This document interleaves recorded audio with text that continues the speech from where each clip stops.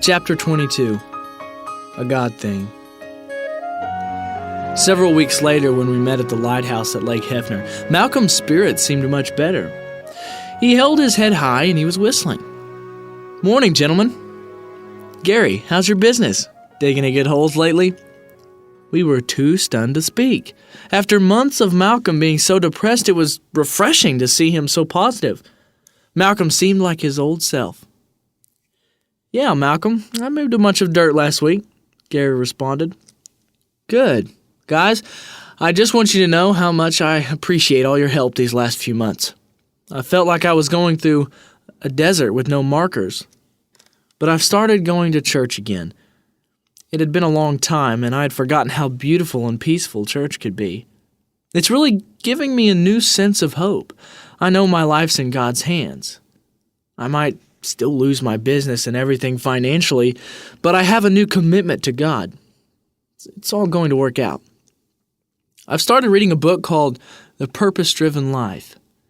It's helping me understand the type of actions I should take. You guys should read it." For the first time in months, Malcolm was setting a fast pace. I could feel how much stronger and more confident he was this week. "Do you two want to go to church with me and my family tomorrow?" "Yeah, I'll go." Wasn't really sure I wanted to go, but it had obviously done wonders for Malcolm. "No thanks, Malcolm. I'm not ready to go," Gary replied. "No problem. Just remember that you're welcome to go if you change your mind." We finished the run in a pace and with a joy we hadn't known in months. On Sunday morning, I met Malcolm, Leslie, and their children at Malcolm's house. We loaded into the van and headed to church. Malcolm explained about his new church. "I really like this church, Tony. The minister is dynamic. I can't wait for you to see and hear how great this guy is." I wasn't really excited about going to church, but I knew all of the good things that it had done for Malcolm. And because it made him so happy, I was willing to go. "Tony, what's really been good for me is the Sunday school class. The church is big. The Sunday school class is more intimate and has allowed me to meet people one-on-one. Those people have really helped me out. We'll get there in time for you to go to Sunday school. I'm not sure where your class meets, but we'll find that out once we get there." Malcolm parked the van and we went inside. I couldn't believe how open and spacious the church was. I'd gone to church a few times with my mom, but nothing had prepared me for how beautiful this one was. It was a sunny day and the sunlight illuminated the sanctuary. Leslie took the girls and headed towards Sunday school. "Bye, honey. See you in class," she said to Malcolm, with the two kids in tow. We found out where my Sunday school class would be held. Malcolm showed me where his family would be sitting during the service. "Meet us here when class is over," he told me. I headed to the classroom. There were several other people in the classroom. I took a deep breath and walked in. The other people came up to greet me. The last one was a girl. "Hi, my name is Katie," she said as she put out her hand and shook mine. After class, I met Malcolm and his family in the sanctuary. I listened to the sermon and agreed with Malcolm. The preacher was engaging and inspiring. "I feel like he's speaking right to me," I whispered to Malcolm. After the service was over, Malcolm introduced me to members of the church. Katie, the girl from Sunday school class, approached me and said the class was going out for lunch and asked if I would like to come along. I glanced at Malcolm. "Sure, but I came with Malcolm. He's my ride home." Katie smiled. "Don't worry, we'll get you home safe." It was the most beautiful smile I had ever seen. "See you back at the house. Have fun, Tony," Malcolm said. "Let's go," Katie said with a smile. We walked to the door and met up with the rest of the class. Katie looked like she was in really good shape. She was wearing a dress and had a hard body. Her big brown eyes sparkled and she smiled a lot. When she smiled, I felt accepted and approved. I couldn't take my eyes off of her, and I hope she didn't think I was staring. I didn't know where we were going to eat, and I didn't care. I was just glad to be with her. I'd never had a real girlfriend. I mean, there had been girls, but none I'd been serious about, and none of them had been as beautiful and friendly as Katie. She was so beautiful I had a hard time speaking to her. We went to a Mexican place. The tables had real tablecloths. not paper like places I usually went to. I ordered something with chicken. I remember that Malcolm once told me that if you're ever in a restaurant and don't know what to eat, get chicken. Most places can't mess that up. We talked and laughed while we waited for our food. I sure was glad I'd gone to church. The waitress brought us chips and salsa.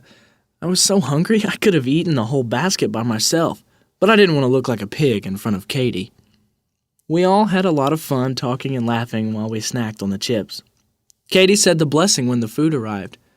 It was very thoughtful. She gave thanks for what we have and asked God to help us remember people who don't have as much as we do. Katie laughed and looked at me. When our eyes met, my heart skipped a beat. I thought I didn't believe in love at first sight, but suddenly I found myself changing my mind. I'm in love with Katie. She is beautiful, classy, and stylish. She listens to people.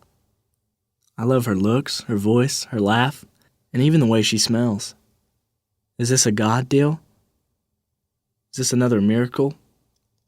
I wondered. I smiled at Katie and thought, she has my heart. She's perfect. The next Saturday on the lake run, Malcolm was so excited that he could hardly be contained. After we exchanged the usual greetings, he said, "It's a miracle. You won't believe what happened to me this week." Gary and I both asked what was going on. I've been praying about this for weeks. So has my Sunday school class. I kept wondering how I was going to get out of this financial mess.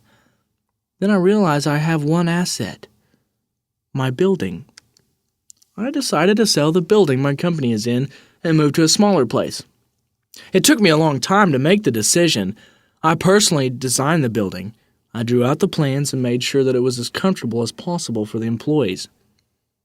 They had a great kitchen, beautiful bathrooms, and natural light. It really took a lot for me to decide to sell that place, but I had to. With the money left over after I pay off the mortgage, I can pay down most of the debt the company owes. What is really miraculous is that the day after I decided to sell the place, one of my former employees walked into my office out of the blue. Her name is Stacy. She asked me if I would be interested in selling. The company she works for now is expanding, and she told them she knew of a great building. We'll go to closing soon, and I'll have a check in my hand just 28 days after I decided to sell it. Malcolm shook his head in amazement and laughed. "Sweet," I said. That was all I could think to say. I wish I knew more fancy words, but that was as good as I could do. I was relieved that my friend and mentor was feeling so good. To make things even better, remember the lawsuit that was filed against the company? How could I forget you talking about $200 million? I asked. Well, I talked to my attorney, and he told me the other lawyer agreed that the lawsuit was frivolous. We settled the lawsuit for almost nothing. It's over. Awesome. Malcolm, I'm so happy for you.